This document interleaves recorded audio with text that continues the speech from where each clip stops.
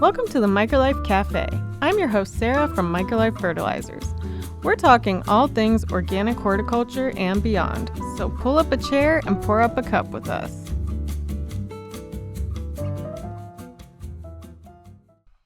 Today we will be talking with Rachel Reynolds about the difference between landscaping, personal gardening, garden coaching, and Rachel's personal garden philosophies. Hey Rachel, thank you for coming today. Can you share with everybody what you do? Yeah, thanks for having me, Sarah. So I have cycled through a lot of different job titles trying to describe what exactly it is that I do. And what I have kind of landed on is horticultural vibe curator. Seems to land super well, but adjacently related or a little bit less Gen Z sounding would be more of like personal gardening. So there's so many different genres of plant topics, house plants, vegetables, native plants, all that kind of stuff. And I have a skill set that encompasses all of them. So I just meet people where they're at and just decide how I can possibly help them, whether it's like maybe I'm doing houseplant work with them, maybe I'm doing the work for them, maybe I'm just coaching them. So I meet people where they're at with their gardening journey and just go from there. Well, it's always good to assess the vibes. So when people hear the word landscaping, what do you think they usually imagine? And how is that different from personal gardening like you talked about?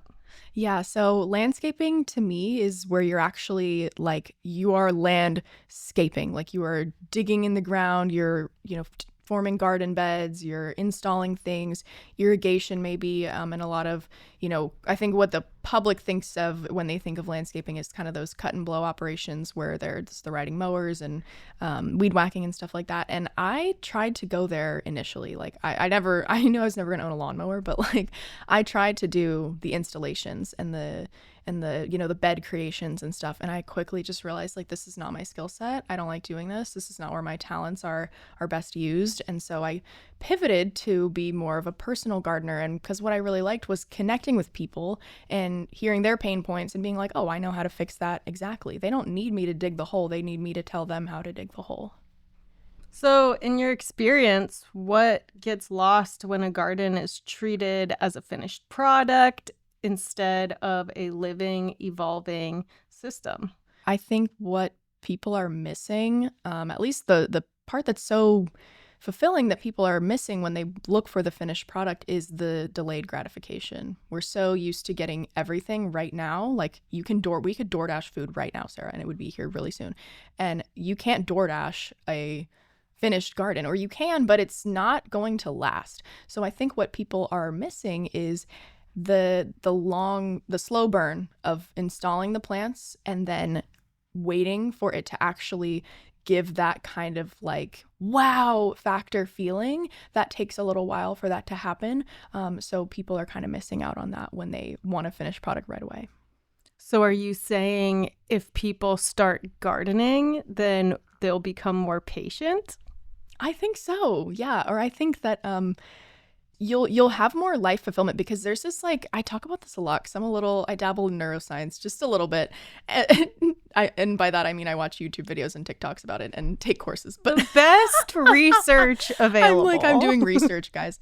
I'm in the lab. No, so we think about dopamine, which is we think that's happy, right? But that's actually the go neurotransmitter. It's driving you towards a goal. Once you get the thing, you don't have that anymore. Once you do the thing, say you get married, right? You've been leading up to that for so long that after it happens, it's it's, there's nothing left to look forward to besides, of course, your married life, obviously. But what I'm saying is when you're looking forward to your garden, being a certain way, and it happens, it's not like you're waiting years and years for you to get any sort of benefit at all. It happens quite immediately, but it builds over time, and you're constantly getting this dopamine from your garden because you're watching it change over time, and it's the anticipation hormone, neurotransmitter is dopamine. It's go, we were waiting on it, and it drives you towards it, and it's just great, and it keeps you happy, I think.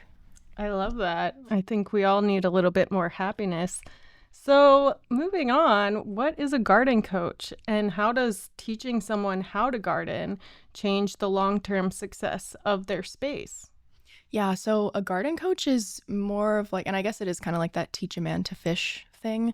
A garden coach, I'm telling them how to work with their space so that they don't have to call me back. It's kind of silly. Like the business model of a lot of landscapers is like, oh, I create work for myself so that they have to call me back. I actually don't want you to call me back. Or if you're going to call me back, it's so we can, build on your understanding. Or you're just texting me like, look what I did. And I'm like, oh my gosh, yes, that's rewarding for me and for you. So a coach is like, I'm actually teaching you the skills that I have versus just doing it for you. Sounds like an important role. With Instagram showing us the perfection of everything all of the time, how do you balance aesthetics with ecology? I feel like sometimes we are fed this perfect garden that we are trying to attain, but in reality, a perfect looking garden might not have our pollinators that we want, and it might not have our good microbes. So what's your kind of trick for having the best of both worlds?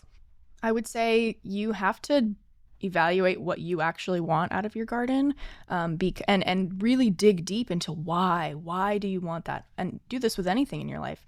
You think you want a big mansion. Why do you want that? You think you'll get a feeling. You want the feeling that it'll give you when you get it. So you want the feeling of seeing pollinators in your garden. You want the feeling of, and this is where it's like, oh, I don't agree with this. You want the feeling of thinking, your neighbors thinking, wow, they have a nice garden. They must, have a lot of money to take care of that or something like that. Maybe, that's just one example of kind of like an arbitrary reason to want a garden. So for me, it's like, I'm like, what do you want out of the space? Because then you can cut away all these things that don't matter. And suddenly the aesthetics are a little bit less important. I mean, obviously as a vibe curator, aesthetics are hugely important to me, but I'm so also obsessed with the metaphysical beauty almost. To me, like for example, like the winter garden, the silhouettes of dried grasses, dried seed heads. To the layman's, that's quote unquote ugly. I personally think it's pretty because I like that sort of stuff, but that's because I've retrained my brain to see the beauty outside of that specific thing. Like, oh, this is not just a dried seed head. This is like winter bird food, and that bird can go and carry the seeds back to its nest. And it's like, oh, I'm going way beyond, what is physically in front of me and visually in front of me. And I'm thinking of like, how is this actually impacting the environment? And so the aesthetics actually shrink in importance when you release the, the public eye or the public perception of how you want your garden to be viewed. So would you say we're looking for a garden that has both beauty on the inside and on the outside? Yeah, exactly. Cool. So I know you have an awesome native plant identification book. I've read it. It's one of the best, truly. And why do you like to focus on native plants and organic products when you're doing these types of projects? Yeah, I think I love native plants because there's so many reasons. So I'll just think of the biggest ones. Firstly, everybody tells me that first thing that comes out of their mouth when we meet, I just want something low maintenance. And I'm like, yeah, I totally get that. And they think that maintenance, they're used to the maintenance of like hedging and mowing. And I'm like, we're actually going to cut out all of that. Like, we don't even have to do that like literally at all. So they're so low maintenance because they were here before we were. So they don't actually need anything from us other than to get established if we place them in the right location. So I like native plants because they don't need anything from us, and because they've been co-evolving with our native wildlife populations. Those are actually the animals that need them. We as humans don't directly need native plants, but our native wildlife does, and our native wildlife in turn gives us, food production and pollination and things like that. So we indirectly need native plants, but they're so crucial to everything, and that's why I choose to focus on them. And it's interesting too, because we have arbitrarily drawn these lines of like the states, right? Like the plants that are native to Texas is a huge swath of land. There's like 9 different ecoregions. So the plants that are native to El Paso don't really oftentimes work here, and they aren't as beneficial. So a Texas native plant, there's different ways. It's like, oh, well, what exactly is a native plant? And that's kind of up to the gardener, because, I've planted plenty of West Texas native plants, and I'm like, oh, this didn't really work, or it did work, but I'm not really seeing the same kind of results that I might. So looking specifically at your ecoregion is hugely beneficial. Yeah. And can you talk a little bit about how natives work so well with the soil? Yeah, so oh gosh, Houston gets such a bad rap from the clay. So everyone's like, our soil is garbage. And I'm like, well, not really. If you would look at your plant selection, we're planting azaleas and palms and stuff like that. And it's like, yeah, that doesn't match up. So the soil is actually very nutrient dense, but we need specific plants that can work with that type of soil. So planting those native plants that are native to in Houston, the Gulf Coast Prairie, that's our ecoregion, they have no problem. They eat up the clay soil. It's so juicy to them. They love it. And so that's why when you put one of my favorite examples, I see this go a lot in Houston. This is a autumn sage, Salvia gregii. That sage is actually more native to Central Texas, and I see it get planted here all the time. And it just sometimes it works. Sometimes the microclimate is passable and it's fine, but more often than not, I'm like, that just looks like garbage most of the time, and it's because it is craving a different soil and humidity level. Good points. And so, what are a few garden philosophies you live by? Yeah, I think that I just embrace the natural seasonality of things, and I don't interfere with what's going on. Like a lot of people are like, I have aphids on my Turk's cap or whatever, and I'm like, oh, do you spray all the wasp nests around your house, and do you spray for beneficial insects basically? And they're like, yeah, and I'm like, well, there you are, you're interrupting the natural rhythm of things. So just stop interfering. Like, you're wasting money. It's like, dude, they're just selling us stuff. They're selling you pesticides, they're selling you herbicides, they're selling you sprays, and you actually don't need literally any of it. There's so many garbage tips out there, to be honest. Like, so many people are like, oh, well, I heard I should dump eggshells in my garden and that'll do this. And I'm like, yeah, I mean, sure. It's just the effect of that is so far away. It takes time for an eggshell to break down and become bioavailable. And it's like, or you could just either A, not do anything, or you could just use organic products and the proper plants, and then you wouldn't even need to do I hate the TikTok plant hacks. I'm not sprinkling cinnamon on this crap. I'm not sprinkling cinnamon on this. It's just not necessary. There's so much clutter out there, and you actually it could be so simple. So that's one. Just you don't have to do all of this nonsense. Just keep it really simple, and then embrace the seasonality of the plants. So if they look ugly, let them look ugly. If you got yellow leaves, let them look yellow. After you evaluate the conditions and the environment or whatever, and maybe there's a reason, but oftentimes there's nothing you need to do. If you've grown the proper plants, there's really nothing that you need to do about any of these quote unquote problems. That is such a fresh take compared to a lot of the stuff that I see online. So I like that. So can you talk about how your gardening philosophy has developed over time and what experiences shaped it the most? Yeah, definitely. I think I started to be more hands-off after I was using things like pesticides. I'd use neem oil, or I had oh my gosh, for a while there, I was really scared about thrips. I saw thrips on some of my plants, and thrips are basically they're on every blooming plant. Our producer loves thrips on flowers. I do. Yeah. On my houseplants, I'll wage war. However, outside, there's actually nothing that you can really do. I've done the thing where I've sprayed, even with just something like neem or even spinosad, which are these, organic products, right? But it actually still doesn't work, actually. It doesn't really work.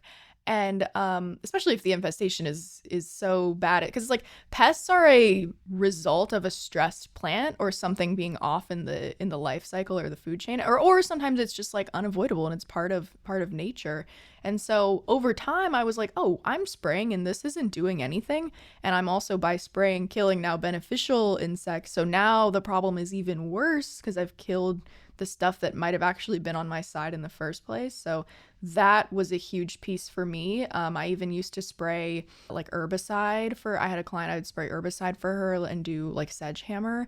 And that just felt so deeply wrong because it was an unaligned situation for me already, but then to be doing that and watching the problem still persist, I was like, I can't do this anymore. And I just had to cut away all of these things that were not aligned with me and my actual values. And so once I got clear on that, I was like, oh, my everything else clicked into place for me. I love that. I think that makes so much sense. And I think whenever we start gardening, we have one idea in mind, and then it really starts to evolve the more we get our hands dirty and we find new things to really get excited about. So, how would you say gardening invites people to slow down and reconnect with nature in mind? I think just it's such a sensory experience, and we're so used to sitting at our desk or looking at our phones where like the sensory is just coming like from a device or something. But actually, our nervous system really loves when we're hearing bird song. That is so, I mean, if you just think back to ancient times, like that's my whole thing is like, how can we just get back to like how things were supposed to be? Like, if I was in this location 10,000 years ago, what plants would be here? It's probably the same quote unquote weeds that are growing over there right now. They've probably been here a long time. So it invites you to just stop and look and listen and touch. You know, we have all of all of our senses can be, put to good use when you're in the garden. So like hearing bird song, touching leaves, smelling flowers, watching bees. It's just so calming. And it's like, that's what I want more of. I think that's so true. And we would all benefit from going outside and interacting with nature in a positive way. So, what are some common myths that people bring from traditional landscape design you often gently unteach? The big one I've been tripping about lately is irrigation. Gosh, I mean, I just can't stand it. I mean, that's where you can blow thousands on irrigation in the installation and maintenance of it alone, and then not to mention the water bill. The type of irrigation as well matters. Like obviously, obviously irrigation does have a place for sure. I'm not saying that, but it needs to be properly installed, well thought out, especially with native plants, because what happens is you eventually don't need it. If you're, choosing the right plants. So I suggest doing something like drip irrigation where you can easily just like lift it off when you're done, like a drip line. But if you have, sprinklers installed, that's actually just making all of your problems worse. One thing I help people with is like they'll come to me with a huge proposal from a landscaper and it's like, let's say $30,000. And they're coming to me and they're like, I don't know what to make of this. And I tell them, I'm like, I wouldn't do this. I wouldn't do that. I'd cut this whole thing out. I don't like to see people waste their money on things that aren't necessary. So it's actually like so much less expensive, even if it's more expensive up front to do native plants or hire the proper individual to like help you with it. You'll save more money if you get the right advice instead of just like blindly kind of going into it. So I really would encourage people to consider their irrigation tactics, and then also just be very wary of shopping at big box stores. They don't carry products often they don't carry plants that are suitable for our location because they're a huge supply chain. So even though like independent garden centers are often more expensive, the advice you're going to get is much better and the plant selections are going to be way better adapted, of course, if you go to the right ones. But I'm just saying, like, in a general sense, independent garden centers have better options for you and are more willing to help you. So that's definitely a tool I would utilize. Oh, yeah. We are all about buying local here. We don't even sell MicroLife in big box stores. So I completely agree. I think we really need to show more love to our independent garden centers because they know the best. They understand the soil. They understand the plants. And that's just advice you're not going to get straight from the internet when there's so much different information online. Yeah, that's another thing I'll say is Yeah. when you say you Google what plants can I grow in the shade, you're going to get hostas, coral bells. It's so non-specific. And sure, you could pop it into ChatGPT as well. If you want to go there, that's fine. But that is also just condensing the information that already exists on the internet. So getting these personalized touches, it's like, yes, it's an investment to get the right advice, but it's an investment into your future and saving you time and money later. So not turning right to the internet, because that's where, you're going to get a lot of sponsored content. And it's also just a frustrating experience in my experience to look online for answers. There's so many people who have financial involvements in the things that they're suggesting.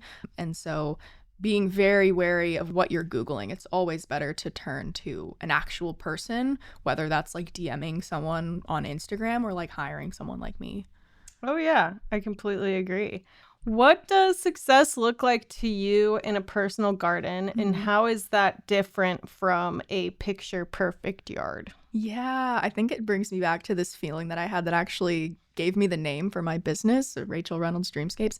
I back when I was still working full time, 9 to 5, I would cherish my weekends, and so I'd go out to my garden. I had this little corner of my garden where I had planted like a Peggy Martin rose, a salvia. I had a little raised bed out there, and I was really just dabbling. Like I didn't know all that much quite yet, but I had some things growing back there, and I went out and it was probably March or April, so it was nice, and I step out there and the breeze is hitting.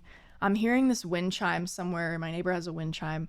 And I see this giant carpenter bee, just like the fattest bee I've ever seen in my life. I'm hearing it, and I'm holding my coffee, of course. And I'm like, this can't be Houston. Like, this isn't real right now. I'm in a dream that I created. And it's like, sure, there's a dead plant in the corner over there. There's little cinder blocks scattered all over the garden. There's weeds in there. So I'm not really worried about what it looks like. I'm most concerned with how I feel. How do I feel internally when I'm in this space? And then all of that other stuff about weeds and curb appeal, it all just drops away. And so thinking about like, oh, what does it look like? A lot of times I'll show them a plant that I want them to, I'm suggesting, and they're like, well, what does it look like during this time? And I'm like, well, let's not think about that. Let's think about how do you, I don't want to say I don't actually care about their vision, because obviously I do. That's really important. I want to know how they want to feel, because if they're telling me that they just need their HOA to be satisfied, honestly, that's not an aligned client, and I probably am not the right person for the job. So getting clear on what you actually want to feel out of your garden is the first thing I'd address. So how do you approach failure or plant loss, and how do you help gardeners reframe those moments as a part of the learning process? Yeah, definitely. Killing plants can definitely be frustrating because sometimes it really does feel like it's out of your control. And I think back to some really sad losses that I've had. I've definitely had a couple plants die that I was really upset about, but I don't really experience that anymore because usually I can deduce what went wrong and take that as a lesson. Like one time, oh my gosh, my first like succulent I ever had, I overwatered it, like the hole in the pot got plugged or something like that. But I loved this little succulent. And so I saw that it was rotting. Like it just looked, I saw the translucent leaves and I was like, oh my gosh. So I saved every little leaf that I could and I regrew the whole thing. It took me like 3 years. But that, feeling of like, I saved this, I fixed it, I identified what went wrong, even if I wasn't able to save it. You actually move on from these things pretty quickly once you get a couple of good kills under your belt and you learn from it. It's like, whatever. But what's tough about it is when you spend a lot of money on a plant and it dies, which is another reason to go for the independent garden centers, because often their plant guarantees are really good and solid and their product quality is higher and they want to set you up for success. Yeah. And also that's just another reason to be involved in the community. There's so many free plants out there. Like I'm constantly having cuttings and plants show up and you're in the plant clubs and they're sharing and trading, and it's like, it's actually not that expensive. If you want to really immerse yourself in the community, you can get a lot of stuff for free and you can get a lot of advice for free as well. So learning from the losses and saying, what did I do? If it was my fault, what did I do that made it go wrong? Like, did I overwater it? Did I not give it enough light? Or was it root rotted when I bought it? And maybe I can, make that call by digging it up and inspecting. So you become your own troubleshooter, I think. Oh, yeah. Speaking of just buying plants, this is a question I've always wondered. What are a couple of signs that you see whenever you are picking plants to buy that make you really not want to buy specific ones? Mm-hmm. Yeah, I feel like I'm the perfect person to answer this question because I worked at a garden center for so long, but I'm super wary of buying sale plants because there's generally if they're on sale, they've probably been there for a while, or they're on their way out, or there's like, God forbid, a pest problem. Usually if there's a pest problem, like I would hope that the nursery would like not be selling that plant, but I'm looking at it with a microscope if I'm considering buying a sale plant. But I do try to like figure out what plants did they get most recently. And oftentimes you can like look at the tag. If it's been printed, there might be a date on it. So inspect the date of the plant or question like when might they have received this. But then also just looking for things like if the soil's really hydrophobic, you know, like it's almost separated from the pot, like it's crusty, stuff like that. Like just evaluating. And this is sort of a felt sense where it's just like this plant looks sickly. And that's an eye that you develop over time. See if you can figure out when they purchased it or how long it's been there. And then look for things like nutrient deficiencies. You can see like yellowing leaves. The new growth looks really, really yellow or spindly. I usually look for things like that. So if somebody just started gardening today, what would be your top 3 tips for them? And what would be your top 3 products you would recommend? Yeah. Firstly, it's about you. So ask yourself, what do you want? You know, get off Instagram and just think, how do I want to feel about my garden? The next thing is figure out what plants, if it's inside, look at the plants that would match your lighting conditions is probably the biggest thing. And outside as well. I mean, evaluate your conditions. Is your house super dry? Do you keep it pretty humid? Do you have a dehumidifier or whatever? Like these are all like, you got to evaluate the variables. Inside the house, there's a lot less variables. So those are a bit easier to troubleshoot. But outside, like what conditions are you working with? And then ask yourself what plants natively grow here and choosing that. Anytime I'm like, how do I take care of this plant? The best hack is to go on Wikipedia and just look up where is this plant native to? And that tells you 90% of what you need to know. If it's native to the desert in Africa, well, that's going to be, some key information. If you're going to keep it in a pot, that would work. But if you're going to put it in the ground, it might not work. And then the third thing is ask yourself, how can you get back to baseline with Mother Nature? And like, what things can I do to mimic the native conditions of where this plant is grown? Because then my chances of success will be greater. But actually, I think another thing is be open to following the journey wherever it takes you. My first experience with plants was with succulents. I love succulents. I start working at a garden center. I'm obsessed. I didn't have to start a whole career. No, it's my whole, it's like I didn't go to college for this. I didn't even really, I was not interested in plants for the majority of my life. And it just, the way that it made me feel was so different than any other hobby. It's like I'm a chronic hobby jumper as a kid, crafting, every hobby I've done it all. Knitting, weaving, polymer clay, like I'm just a crafty person. But it's like, I can only make so many paper mache items, right? Like, but with plants, it's like there are so many different avenues to go down. Native plants, house plants, vegetable gardening. The last thing I was kind of checking off my list was herbalism. Now I'm into herbalism, learning about teas and herbs. And it's like there's never an end. And that's that kind of dopamine thing, right? With all those little miniature hobbies, it's like there's an end in sight, because once I kind of reach my limit, I'm like, oh, I can't go any further with this. With plants, I'm continuing to get this like dopamine spike because there's always something new to learn. So be open to following the journey wherever it takes you, because you could become a garden coach one day. I love that. I feel that way in marketing too. I feel like I never run out of content. It's actually impossible when you're working with plants. Yeah. And also, I think succulents are such a gateway plant. Literally. Literally. They're so cute. You start to get involved, and once you start to like grow that indoor jungle and expand, it's so much fun. Yeah. So what would be your top 3 products you would recommend? Yeah. Well, I love the liquids, the MicroLife liquids, because they just deliver that instant, nutrition, which when you're watering a lot in Houston, especially outside, like you really need to be replenishing these things, because sometimes like the water, you're just flushing out all the nutrients. So, but inside, my favorite is probably the MicroLife Biomatrix, just because of the high nitrogen content. Like that's huge for houseplants because that controls foliage growth. So that's probably my top for houseplants. One that I recently tried that it rocked my world was the liquid humates. that just blew my mind. I loved using that on my houseplants. It like doubled my leaf size, which was just crazy. And then to use it outside as well was super beneficial.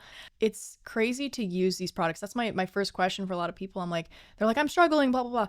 Do you fertilize? And they're like, blank stare, question mark face. They're like, what? And I'm like, I totally get that. When I first started, gardening, I don't care about a plant care option. It's not something people think about. But once I started using these products, it's like, oh, the difference is so drastic that I can't look at a nitrogen starved plant the same way anymore. I'm like, he needs sustenance, like it's like taking vitamins as a human. Like, we need these nutrients because it's important to our immune system and well-being, because when we don't have the proper nutrients, then we invite in the chronic illness, and for plants, like the pests and the fungal issues. That's why we say healthy soils, healthy plants, healthy people here. Exactly. Rachel, thank you so much for coming by today. Can you share where people can find you online? Yeah, absolutely. So you can find me on my website, rrdreamscapes.com. And then you can also find me on Instagram at rrdreamscapes. Great. Thank you. Yeah, thanks, Sarah.